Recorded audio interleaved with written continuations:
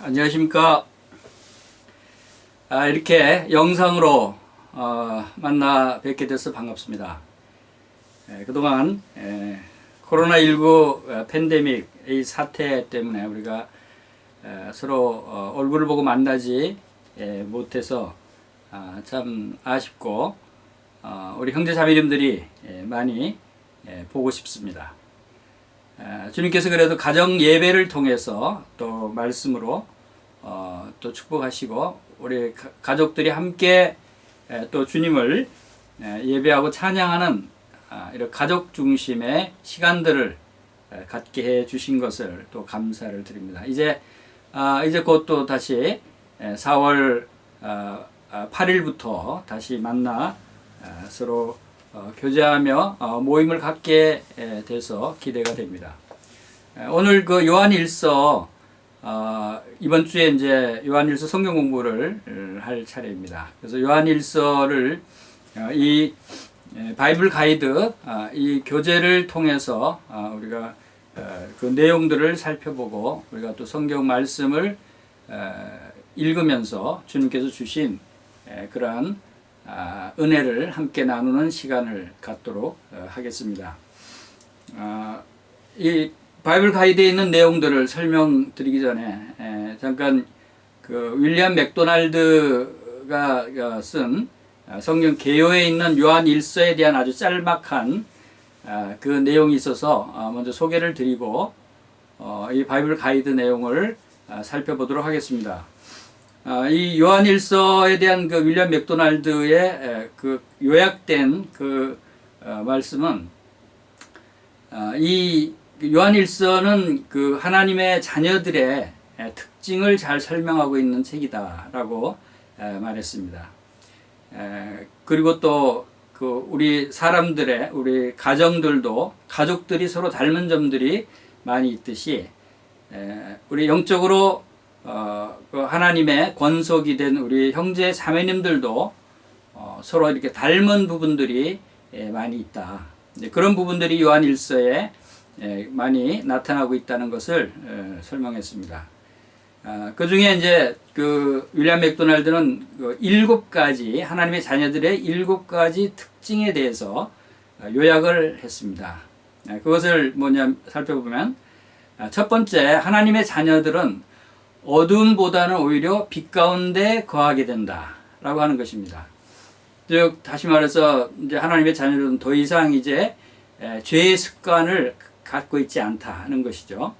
그리고 두 번째, 하나님의 자녀들의 특징은 죄를 범했을 때 사실 그 행복한 하나님의 권속, 하나님의 자녀들의 그 관계와 그러한 정신들을 계속 유지하기 위해서 그 죄를 주님께 자백하고 용서를 받는 그러한 삶을 산다는 것입니다. 그리고 세 번째 특징은 하나님의 자녀들은 하나님의 계명을 지킨다는 것입니다. 이것은 당연히 하나님의 계명을 지키는 것이 하나님의 자녀들이겠죠. 그리고 네 번째는 하나님의 자녀들은 그 형제 자매들을 서로 사랑한다는 것이 또 중요한 특징 중에 하나다라고 말하고 있고, 또 다섯 번째로는 하나님의 자녀들은 생활로나 또 말로나 그 주 예수 그리스도를 고백하고 또 증거하는 그런 삶을 산다 하는 것이 요한일서에 나타나고 있고, 여섯 번째 특징은 하나님의 자녀들은 다 같은 성령님을 가지고 있다는 것입니다.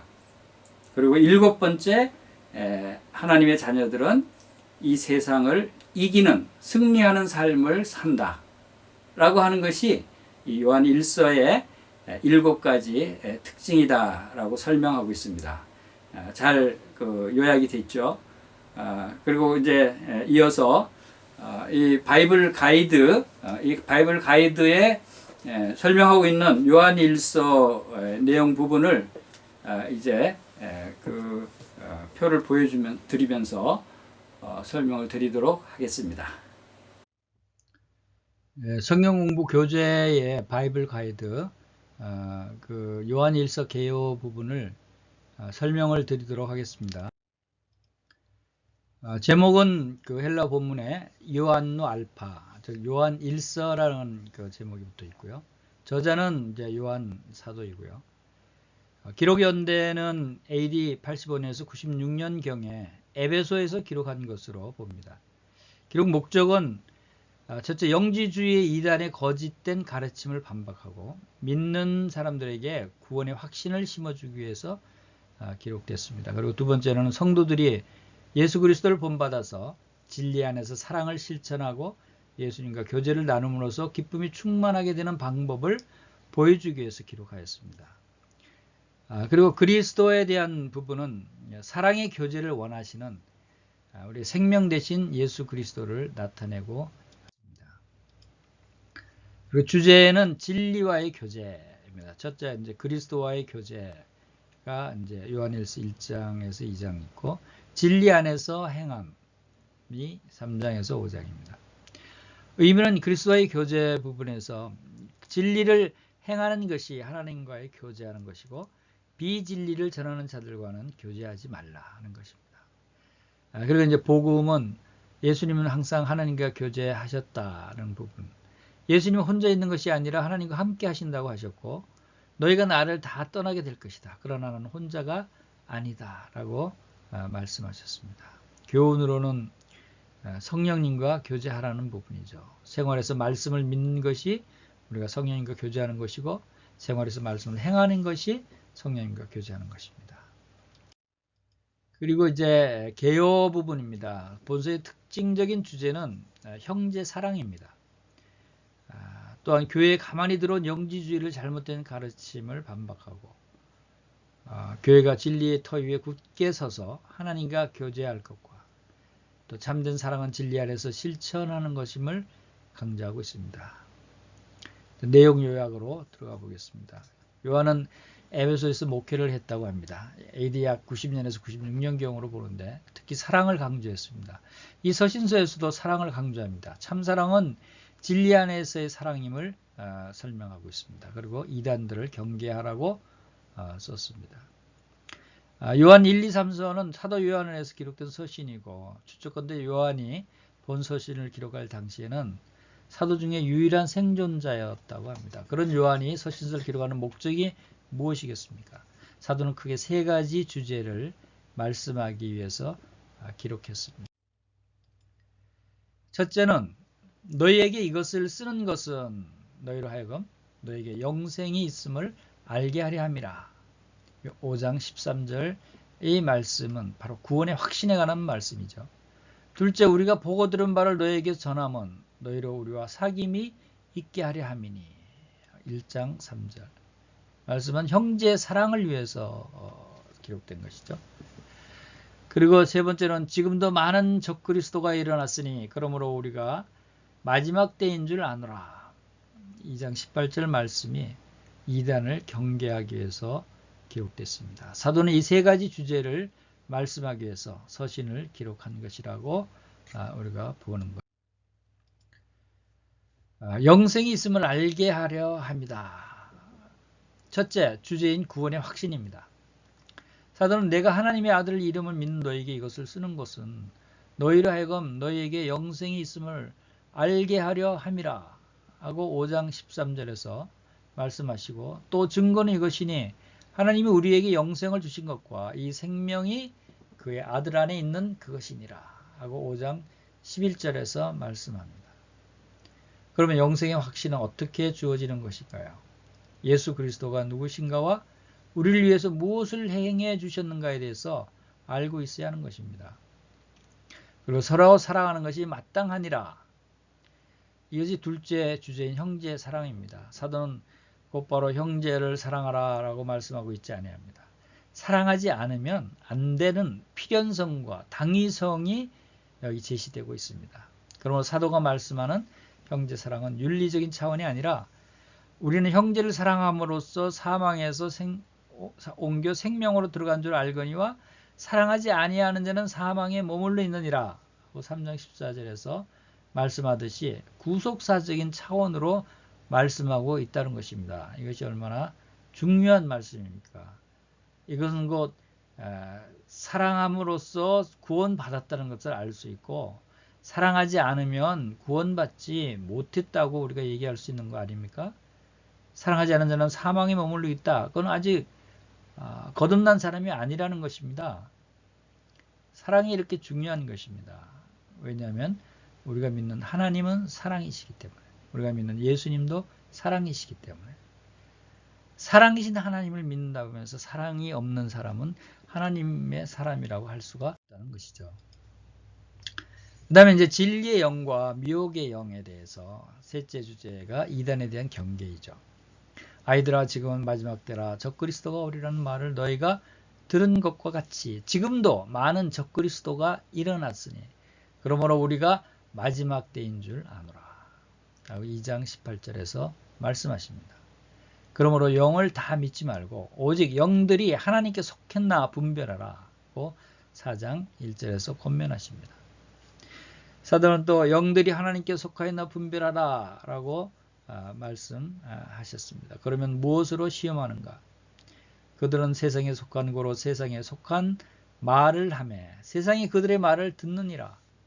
우리는 하나님께 속하였으니 하나님을 아는 자는 우리의 말을 듣고 하나님께 속하지 아니한 자는 우리의 말을 듣지 아니하나니 진리의 영과 미혹의 영을 이로써 아느니라. 4장 5절에서 6절에서 말씀하고 그가 하는 말씀으로 참과 거짓을 분별하라고 말씀하십니다. 하나님을 아는 자는 하나님의 말을 듣습니다. 하나님께 속한 자는 하나님의 말씀을 듣고 지키는 자라는 것입니다. 그런데 하나님 말씀을 듣지 않는 자는 바로 미혹의 영에 쌓여 있는 자라는 것입니다.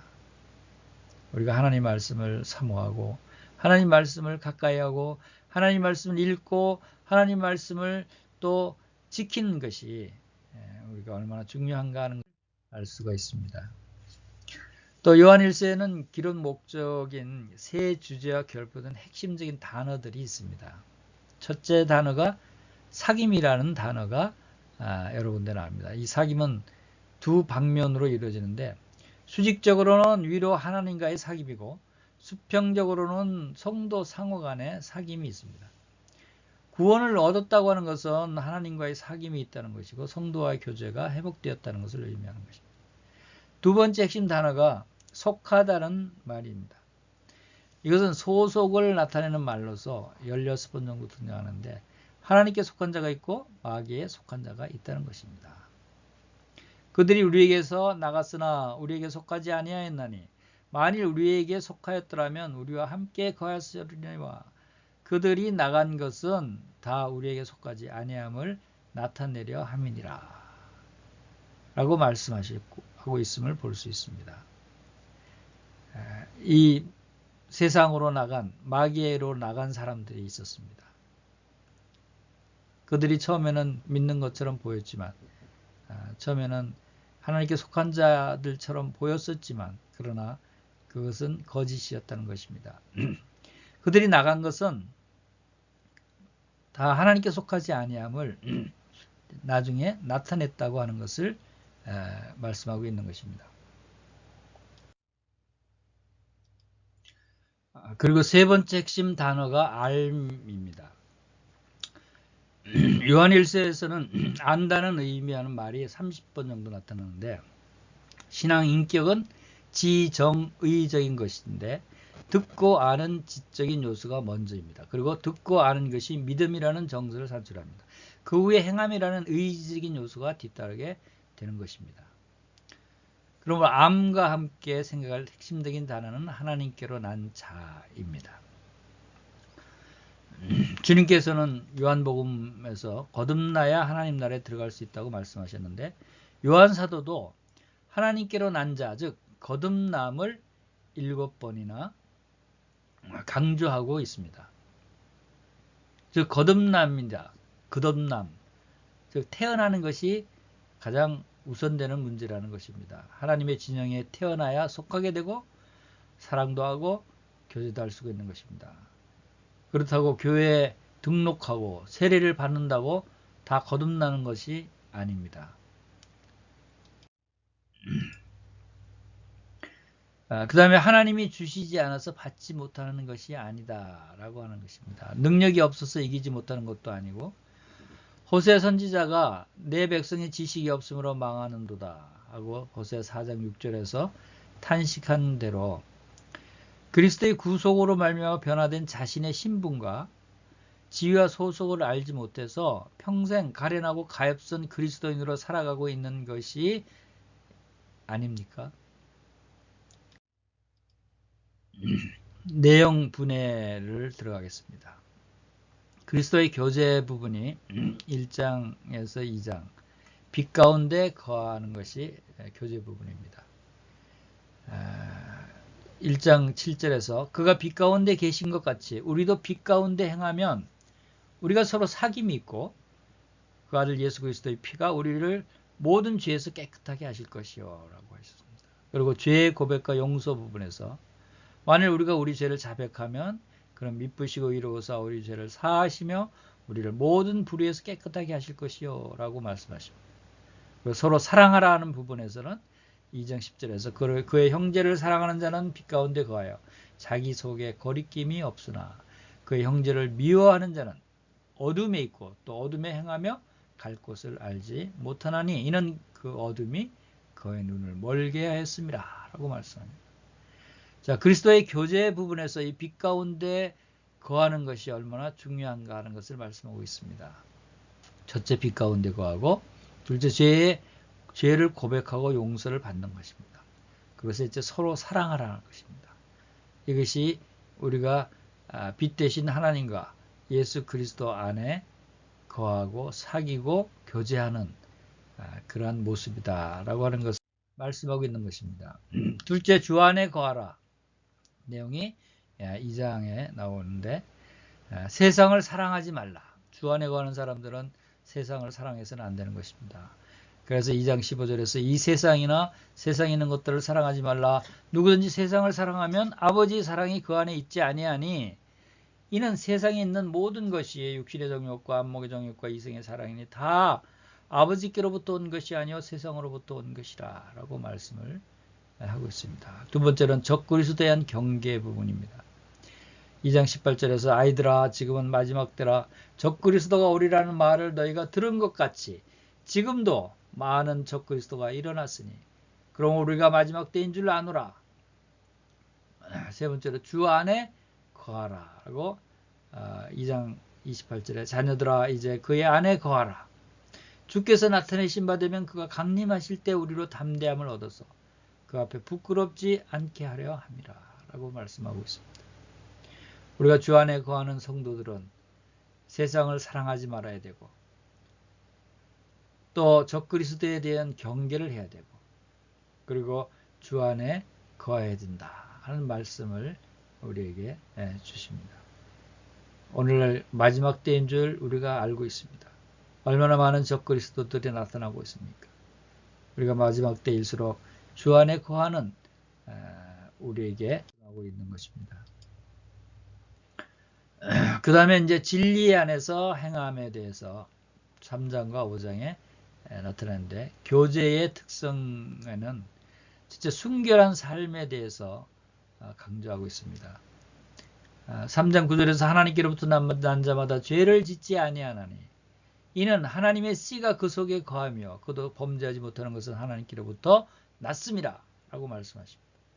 그리고 진실함으로 행하라. 3장 17절에서 누가 이 세상의 재물을 가지고 형제의 궁핍함을 보고도 도와줄 마음을 닫으면 하나님의 사랑이 어찌 그 속에 거하겠느냐. 자녀들아 우리가 말과 혀로만 사랑하지 말고 행함과 진실함으로 하자. 사랑은 진실함으로 행해야 된다는 것입니다. 그리고 하나님 앞에서 확신을 가져야 된다는 것입니다. 사랑하는 자들아 만일 우리 마음이 우리를 책망할 것이 없으면 하나님 앞에서 담대함을 얻고 무엇이든지 구하는 바를 그에게서 받나니 이는 우리가 그의 계명을 지키고 그 앞에서 기뻐하시는 것을 행함이라. 이렇게 교제의 하나님과의 교제의 특성이 우리는 순결한 삶을 말씀하고 있고 진실함으로 행하는 것을 말씀하고 있고 하나님 앞에서 확신을 가지라는 것입니다. 이제 교제의 주의사항이 4장에 나타나고 있습니다. 거짓 진리와 참 진리를 분별해야 될 것. 그래서 4장 1절에서는 사랑하는 자들아 영을 다 믿지 말고 오직 영들이 하나님께 속하였나 분별하라. 많은 거짓 선지자가 세상에 나왔습니다. 그리고 사랑을 실천하라는 말씀이 4장 7절에서 사랑하는 자들아 우리가 서로 사랑하자. 사랑은 하나님께 속한 것이니 사랑하는 자마다 하나님으로부터 나서 하나님을 알고 사랑하지 아니하는 자는 하나님을 알지 못하나니 이는 하나님은 사랑이십니다. 우리가 하나님께 속하였나 분별할 수 있는 그런 영분별의 말씀을 우리가 가지고 있어야 하는 것입니다. 그리고 사랑을 실천해야 되는 것이 얼마나 중요한가 하는 것은 사랑은 하나님께 속한 것이다 라고 하는 것입니다. 사랑하는 자마다 하나님께로부터 나서 하나님을 안다고 했습니다. 반대로 사랑하지 않는 사람은 어떤 사람이라고요? 그것은 하나님을 알지 못한다라고 하는 것입니다. 이게 분명하게 사랑하는 자와 사랑하지 않는 자가 이렇게 신분적으로도 분명하게 구분이 되어진다는 말씀을 이제 마지막으로 교제의 결과에 대해서 5장 부분을 설명드리겠습니다. 첫째로는 형제들의 사랑에 대해서 5장 1절에서 예수께서 그리스도이심을 믿는 자마다 하나님께로부터 난 자니 또한 낳으신 이를 사랑하는 자마다 그에게서 난 자를 사랑하느니라. 우리가 하나님을 사랑하고 그의 계명을 지킬 때 이로써 우리가 하나님의 자녀를 사랑하는 줄 아느니라 라고 말씀을 했습니다. 형제들의 사랑, 우리가 성도들을 서로 형제 자매들 서로 사랑하는 것이 얼마나 중요한가 하는 것을 강조하고 있다고 봅니다. 그리고 이제 두 번째로는 영생의 확신에 대해서 말씀하고 있습니다. 5장 12절에서 아들이 있는 자에게는 생명이 있고 하나님의 아들이 없는 자에게는 생명이 없느니라. 내가 하나님의 아들을 이름을 믿는 너에게 이것을 쓰는 것은 너희로 하여금 너에게 영생이 있음을 알게 하려 함이라. 우리에게 그 영생이 있는 확신을 갖게 하는 아주 중요한 말씀이 바로 여기에 있습니다. 이 성경이 기록된 것은, 이 요한 1서가 기록된 것은 바로 우리에게 영생이 있다고 하는 확신, 구원의 확신입니다. 천국에 갈 수 있다는 확신, 이것을 우리에게 갖게 하기 위해서 이 성경이 있는 것입니다. 그런데도 불구하고 이 성경을 믿지 못하고 우리가 구원받은 것을 어떻게 알 수 있느냐? 영생이 있는 것을 어떻게 아느냐? 죽어봐야 아는 거 아니냐? 천국에 가봐야 아는 거 아니냐? 영생이 있다고 하는 것은 교만한 말이 아니냐? 이렇게 이야기하는 사람들이 있어요. 그래서 그 사람들이 교회를 다니면서 믿는다고 하면서도 그것은 바로 이 하나님의 말씀을 믿고 있지 않다고 하는 사실을 보여주는 것입니다. 바로 믿음의 확신, 구원의 확신이 없다고 하는 것입니다. 이제 세 번째로는 하나님께서 성도들을 얼마나 보호하시는가에 대해서 5장 18절에서 말씀하고 있습니다. 하나님께로부터 난 자는 다 범죄하지 아니하는 줄을 우리가 아노라. 하나님께로부터 나신 자가 그를 지키심에 악한 자가 그를 만지지도 못하느니라. 또 아는 것은 우리는 하나님께 속하고 온 세상은 악한 자 안에 처한 것이다. 하나님이 우리를 보호하신다는 말씀은 성경의 많은 곳에서 기록되어 있는 것을 우리가 보게 됩니다. 그러나 참 이 말씀은 보다 더 분명하게 우리를 지키시는 하나님을 나타내 보여주고 있습니다. 여기 하나님께로부터 난 자가 있습니다. 또 하나님께로부터 나신 자가 있습니다. 하나님께로부터 난 자는 누구고 나신 자는 누구죠? 우리가 여기서 나신 자라고 하는 것은 존칭어를 나타내는 것인데 우리가 존칭어를 받을 수 있는 것은 아니죠. 이 존칭어를 받으신 나신 자는 예수 그리스도를 의미하는 것입니다. 그리고 난 자는 하나님께로부터 난 자는 바로 성도들을 의미하는 것입니다. 그래서 이 말씀은 예수 그리스도께서 성도들을 지키심에 악한 자가 그를 만지지도 못하느니라는 말씀입니다. 예수님이 우리를 지키시기 때문에 악한 자, 사탄 마귀죠. 사탄 마귀가 우리를 만지지도 못한다고 하는 것입니다. 얼마나 확실하십니까? 얼마나 놀라운 말씀입니까? 왜 두려워하십니까? 왜 염려하십니까? 사탄 마귀는 우리를 만지지도 못합니다. 그는 그림자일 뿐이에요. 이빨 빠진 호랑이에요. 사망의 음침한 골짜기를 다닐지라도 내가 해를 두려워하지 않을 것은 주께서 나와 함께 하심이라 라고 시편 23편에서 말씀하고 있듯이 사망의 음침한 골짜기, 사망의 그림자가 우리를 겁을 줘도 우리는 두려워할 필요가 없다는 것입니다. 이 사탄 마귀는 우리에게 그림자와 같은 존재입니다. 겁을 주지만 우리는 우리에게 직접적인 해를 끼치지 못하는 그러한 악한 자다 하는 것입니다. 그리고 또 아는 것은 우리는 하나님께 속하고 온 세상은 악한 자에게 처한 것이다. 할렐루야. 우리는 하나님께 속했습니다. 그리고 이 세상은 악한 자에게 속해 있습니다. 하나님께서 이제 마지막 때 이 세상을 심판하실 것입니다.